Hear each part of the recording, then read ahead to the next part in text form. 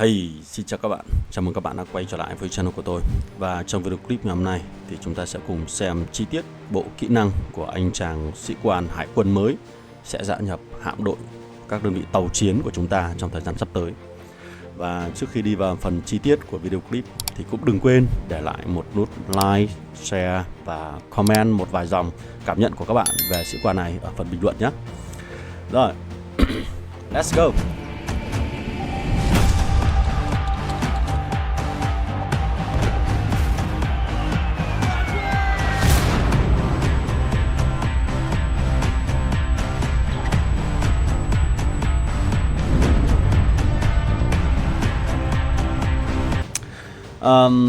Trong thời gian sắp tới thì chúng ta sẽ có cơ hội nhận được một cái sĩ quan hải quân mới gia nhập vào hạm đội tàu chiến của mình.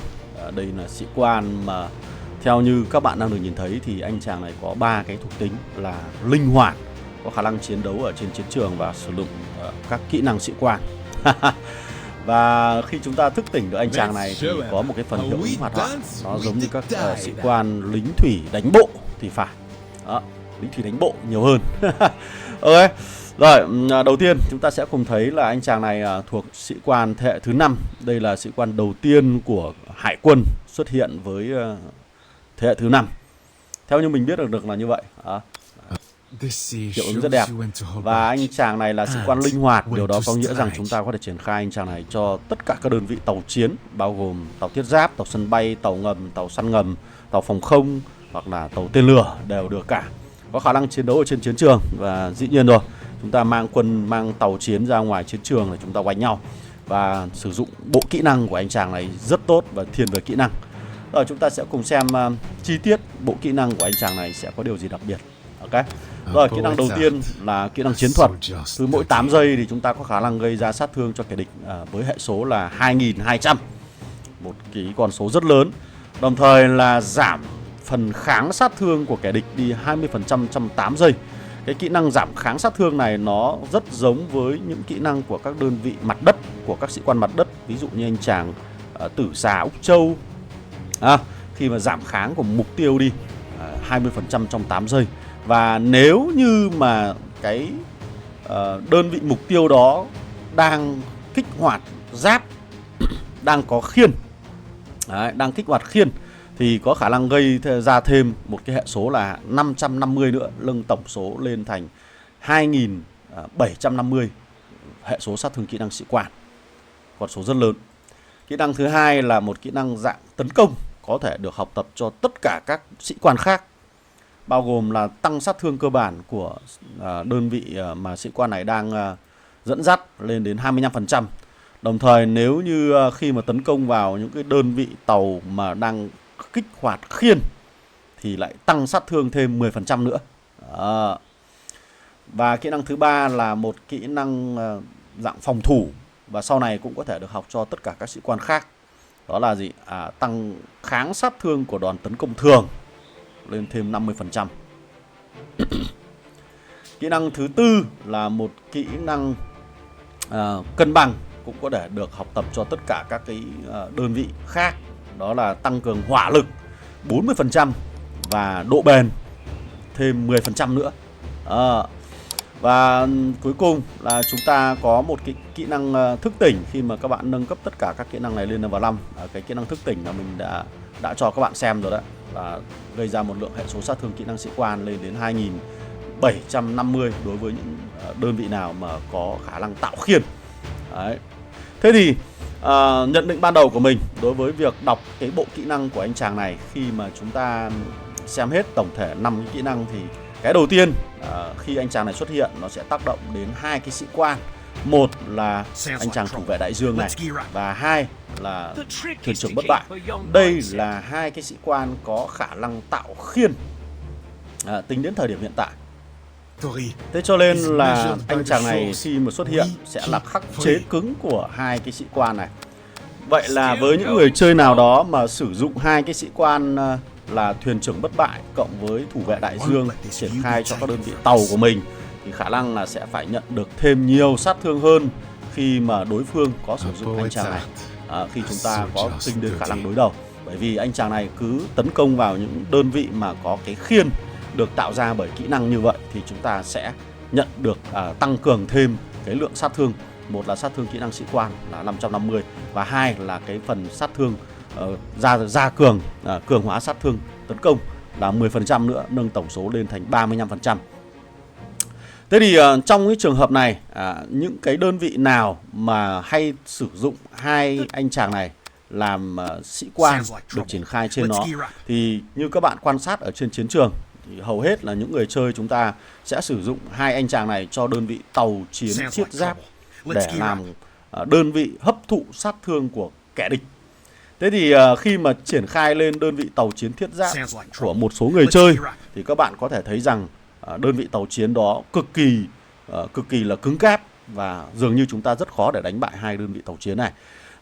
Thế thì khi mà sự xuất hiện của anh chàng Rip Current này xuất hiện thì khả năng là sẽ khắc chế lại được anh chàng này.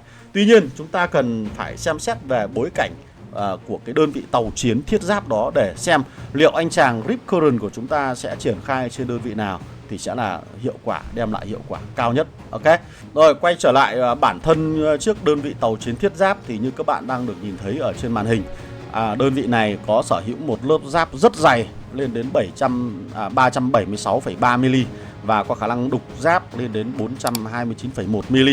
Và soi thông tin chi tiết hơn thì cái đơn vị này còn có khả năng chiến đấu với những cái đơn vị mà có giáp lên đến 110% và tăng khả năng sát thương xuyên giáp lên đến 150%. Đó. Thế thì để đối phó được với những đơn vị mà có lớp giáp dày như thế này thì chúng ta sẽ có thể là cần đến những cái đơn vị mà có khả năng xuyên giáp tốt. Đấy, nếu như xuyên giáp tốt thì chúng ta sẽ chơi theo đường sát thương của đòn tấn công thường để tận dụng cái khả năng xuyên giáp để chúng ta nhân cái hệ số xuyên giáp lên cao hơn. Hoặc là chúng ta sẽ chơi các đơn vị tàu mà có khả năng gây ra sát thương lên các đơn vị có giáp. Đấy. Thế thì xoay quanh những cái vấn đề này thì mình đã tìm thấy có những cái đơn vị như sau để chúng ta có thể cân nhắc xem xét. Thứ nhất là đơn vị tàu ngầm. Tàu ngầm này có khả năng xuyên giáp lên đến chỉ là 295,5 mm thôi. Nhưng đổi lại thì cái đơn vị này nó có khả năng gây ra sát thương cho các đơn vị giáp là 150%. Và nếu như xuất hiện tình trạng xuyên giáp được thì sẽ gây ra hệ số là 250% nữa. Tuy nhiên là với cái hệ số xuyên giáp chỉ là 295 điểm này thôi, khả năng là đơn vị này khi mà chiến đấu với những đơn vị tàu thiết giáp thì là hơi khó, bởi vì dường như là cái tỷ lệ xuất hiện tình trạng xuyên giáp nó sẽ ít hơn. Đấy. Bởi vì nếu như chúng ta muốn xuyên được giáp của đối thủ thì cái độ xuyên giáp nó sẽ phải nằm trong tầm từ điểm cuối nhỏ nhất sẽ phải ít nhất là phải bằng cái giáp của đối phương và nhân 1,5 lần lên thì chúng ta sẽ ra được cái chỉ số xuyên giáp của bản thân mình. Cho nên là cái đơn vị này là cái đơn vị khả năng nó sẽ khó khăn khi đối đầu với đơn vị tàu thiết giáp. Cái thứ hai là đơn vị tàu săn ngầm. Đơn vị tàu săn tàu ngầm này có khả năng xuyên giáp lên đến 374,2 mm. Đấy, khả năng là cũng có khả năng là sẽ là những cái đối trọng đối với những đơn vị tàu thiết giáp. Đấy. Tàu săn ngầm này thì nó lại chỉ có khả năng gây ra cho các đơn vị giáp là 105% thôi, nhưng mà được cái là nếu như mà xuất hiện tình trạng xuyên giáp thì chúng ta sẽ được thêm 150% nữa. Đó. Và một cái đơn vị tàu thứ ba là tàu sân bay. Đó. Tàu sân bay này thì không có khả năng xuyên giáp, tức là không có gây ra những cái sát thương chí mạng xuyên giáp vào giáp của mục tiêu, mà thay vào đó thì nó sẽ tận dụng cái khả năng là gây ra sát thương cho các đơn vị có giáp là 105% này thôi. Như vậy là nếu như chúng ta triển khai cho các đơn vị tàu sân bay thì chúng ta sẽ đánh theo đường sát thương kỹ năng sĩ quan là chính, chứ khả năng xuyên qua cái lớp giáp là sẽ không có đâu. Đó. Và cuối cùng là tàu tên lửa. Thì đối với đơn vị tàu tên lửa này thì nó chỉ có khả năng tấn công trên các đơn vị có giáp là 90% thôi, tức là giảm đi so với tức là tăng thêm 90% nữa thì nó sẽ yếu hơn so với các cái đơn vị mà mình đã khuyến nghị bên trên. Thế thì ở đây một cái hướng mà mình đang suy nghĩ là sẽ triển khai bản thân anh chàng Rip Current lên đơn vị nào. Theo các bạn thì sẽ là đơn vị nào? các bạn sẽ cân nhắc ngay là chúng ta có thể triển khai cho đơn vị tàu ngầm này, tàu săn ngầm, hoặc thậm chí là tàu sân bay, đúng không? Để chúng ta có thể khắc chế lại được đơn vị tàu thiết giáp. Nhưng mà khoan đã, các bạn hoàn toàn có thể triển khai anh chàng đó cho chính đơn vị này. Không ai khác chính là dùng đơn vị này để khắc chế lại những cái đơn vị tàu chiến thiết giáp của đối phương.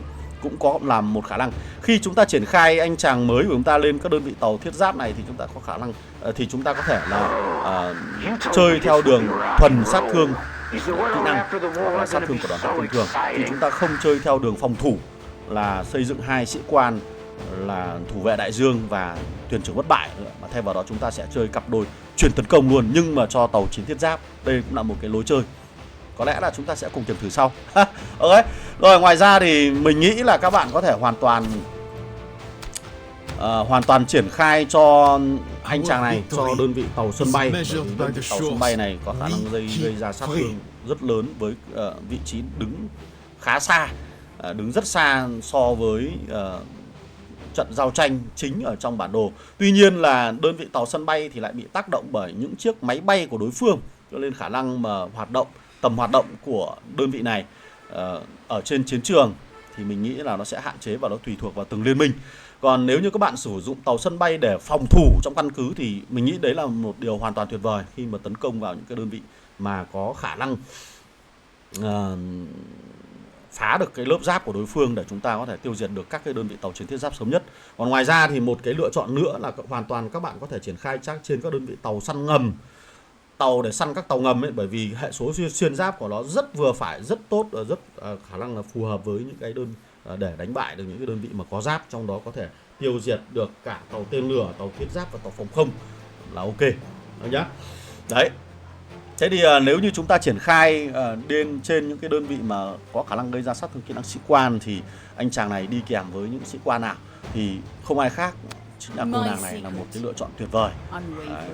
Đây tuy nhiên ở đây là sĩ quan ở trong quầy rượu mà khả năng cũng có khá là ít người lựa chọn cô nàng này, bởi vì chúng ta còn đang bận tâm với những sĩ quan khác. Thì ngoài ra các bạn cũng có thể lựa chọn đi kèm với cô nàng này để triển khai cho các đơn vị tàu sân bay, khá là tuyệt vời. Đó. Còn nếu như mà chúng ta không chơi tàu sân bay thì các bạn đang chơi tàu ngầm hoặc là tàu phòng không hoặc là tàu săn ngầm thì các bạn hoàn toàn có thể triển khai đi kèm với anh chàng này.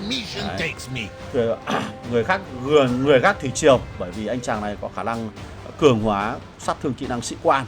Đấy, khả năng tăng cường hỏa lực rất tốt. Rất tốt. Ok. Đấy, và có tốc độ là giảm cái có khả năng giảm cái phần thời gian chuẩn bị kỹ năng sĩ quan đi 1 giây.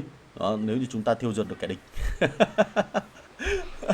Ok, thì có lẽ là chúng ta sẽ có khả năng là xuất kỹ năng thường xuyên hơn. Thì một khi đã xuất được như vậy thì chúng ta sẽ tận dụng được tối đa cái kỹ năng của anh chàng này.